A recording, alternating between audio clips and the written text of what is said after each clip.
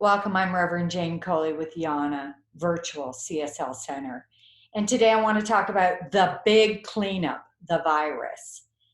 And it's affecting all of us. This is a global event that is stirring up a mental thoughts, stirring up emotions, stirring up how we interconnect with people.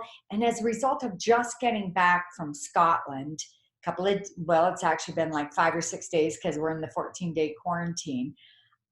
I have seen things that have affected how I want to bring forth this talk today. So the first part I want to talk about is the psychological effect of this virus and what we are being called to do as conscious individuals. And what I see is this element of preventative.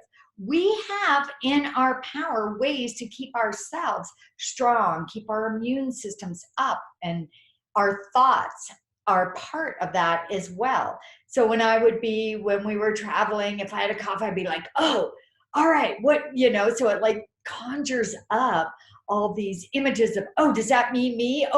So as a result of that, that's why I put together this talk. So the first thing is to build your immune, I'm going to give a couple of recipes and some ideas that I've been working with. And I really do hope that this does help you to keep in the place of preventative.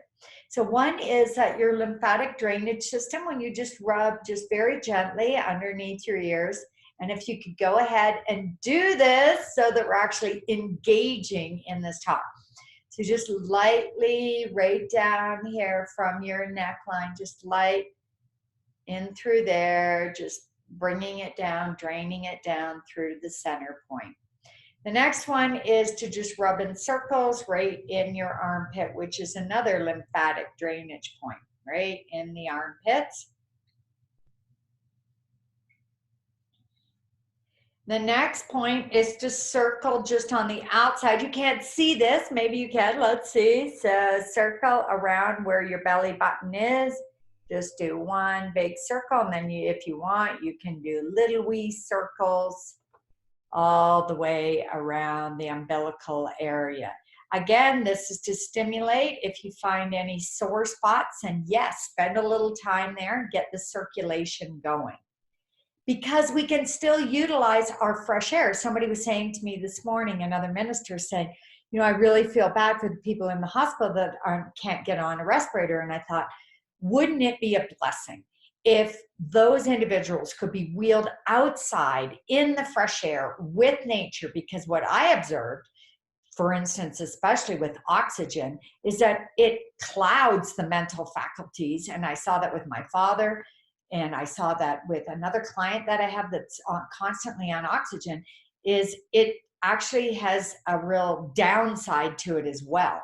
So fresh air, nature, Mother Earth, she's right there for us. So I see that getting out, doing some brisk walks, even just sticking your head out the window and breathing fresh air.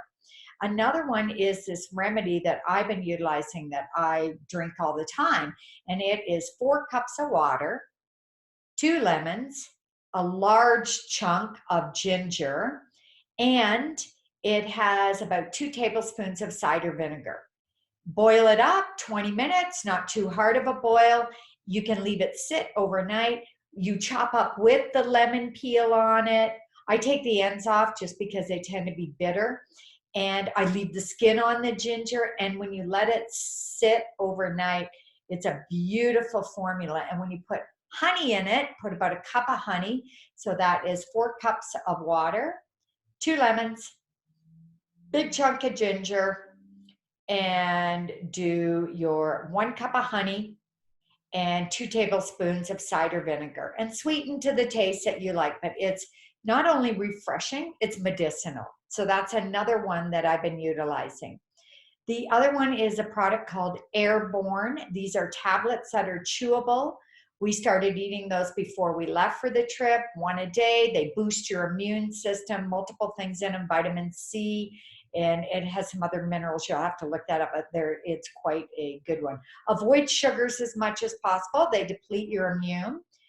Again, I've mentioned this before, the 38 energization exercises from Self-Realization Fellowship. These are posted online in YouTube. And the big remembering that this is something that's affecting chest and lungs. Chest is our self-love. It's almost like the universe is saying, okay, everybody go inside and love yourself up.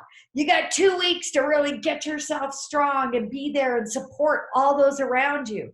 So be that self-love, be the who we are all called. Like right now, I feel who we've been waiting for is each one of us. It's you. It's how you show up. It's how you talk to others that are in a state of fear and panic.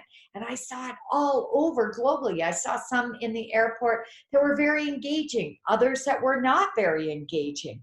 And I also saw this aspect of when you travel with someone like my son, he's like a tour guide. He talks to everybody. He brings the best out in each and every one he speaks with. And because of that, I saw aspects of myself. I saw, how do I identify with people? How do I connect with people? And we have this choice to connect from a place of power and oneness and still feel like we are. If your word is protected, then protect it from getting a flu, getting a virus. Also, the other thing I noticed that there were 3 things that really became obvious when I was traveling that happened. First is purging. Before we left, I was already feeling this impulse to paint my walls this off-white and to clear my spaces and to really get in a place of, let's do this as a fresh start. Fast forward, I'm on my trip, I'm traveling, I'm with a 19-year-old and a 21-year-old, my kids, and they wanted to do everything because there were hardly any travelers and not a lot on the road. We did 1,000 miles in Scotland in 5 days, and then we did our traveling back and forth to get to Heathrow, which was a 14-hour day. As a result of that, I didn't sleep at all the first day. So here's how my trip started. The very first day, we get on the plane, 6:30 at night. We don't even leave the airport till 7:30. I can't sleep. I don't sleep for my 9.5-hour flight. I get there. The next day, the kids want to go out. They want to do stuff. They're like, yay, we're here. I don't want to sit around. So away we go. We started off. I built endurance. And I had to purge all the thoughts that said, oh, I don't know, maybe I should just sit around. When inside I knew I really wanted to go out and explore. That's why I was traveling. I wasn't depleted. It was a story I had in my head. So this isn't to say if you feel tired, yes, of course, rest. But this wasn't that. This was the story, oh, you haven't slept, you can't function. That was not true at all. So I have been purging my thoughts. Every time I'd have a cough, I'd be like, oh my gosh, okay, so now let's rewire that. Oh, I'm just clearing. So our lungs, our self-love as well, goes back to grief.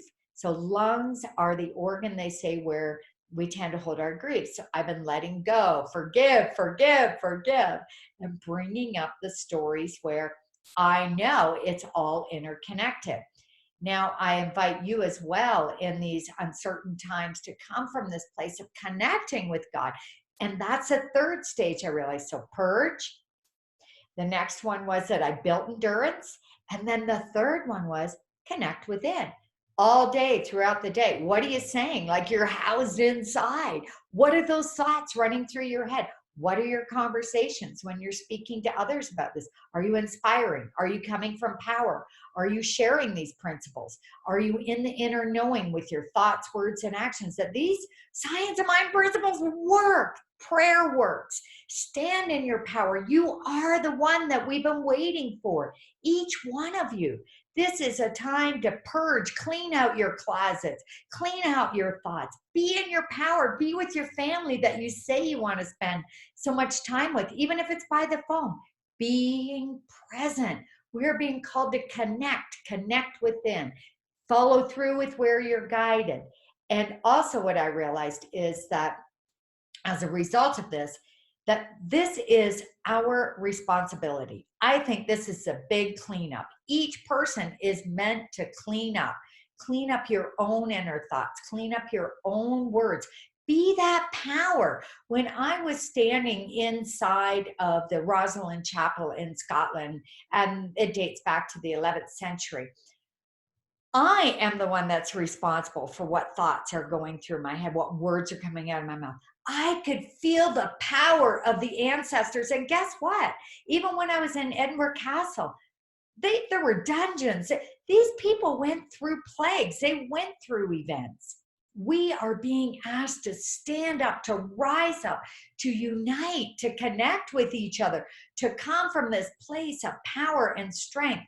And yes, of course, you're going to dip into race consciousness and feel fear. Of course, you're going to be concerned with loved ones. This is normal and natural. But, the big but, we are being called to rise up, to be that one, to empower the story of being these beings, these beacons of truth. And this is exactly what I think was meant when you look at what Catherine Ponder's reading. And I never understood it until right now.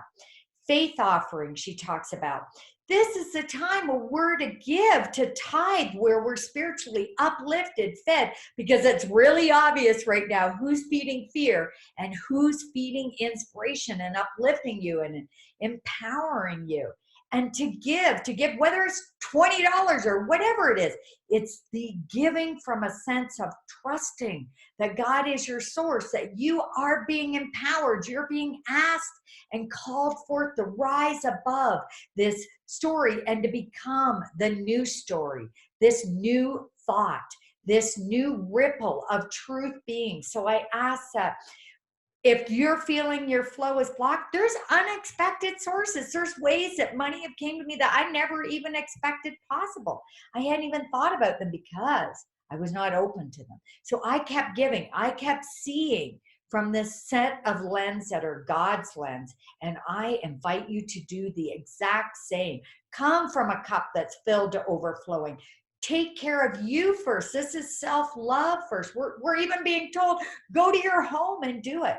And from that place, cleanliness is next to godliness. Clean, bleach your corners, clear things out, let go, release, and share the science of mind teachings. And I love this quote from the Bible.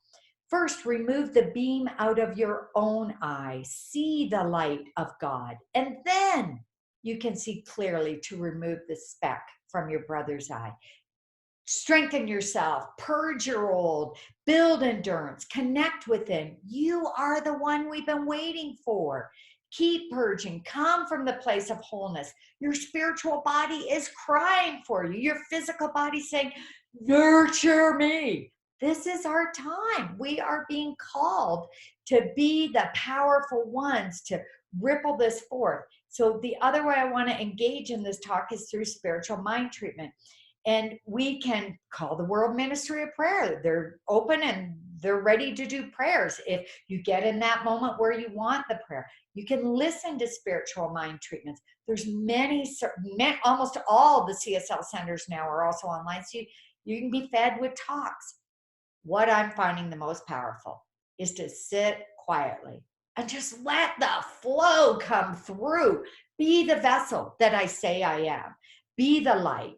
Walk out in the fresh air. Breathe in purge whatever beliefs I've got, whether that's around endurance or around my health and my strength and my vitality. Be the leader you've been called to be. And with that, I want to close with this spiritual mind treatment. I invite you to really just let me speak for you in this. I know that God is present right here as the power, as the source of all. I know that that power is asking each and every person to ignite within themselves the love, the light, the strength, and the vitality.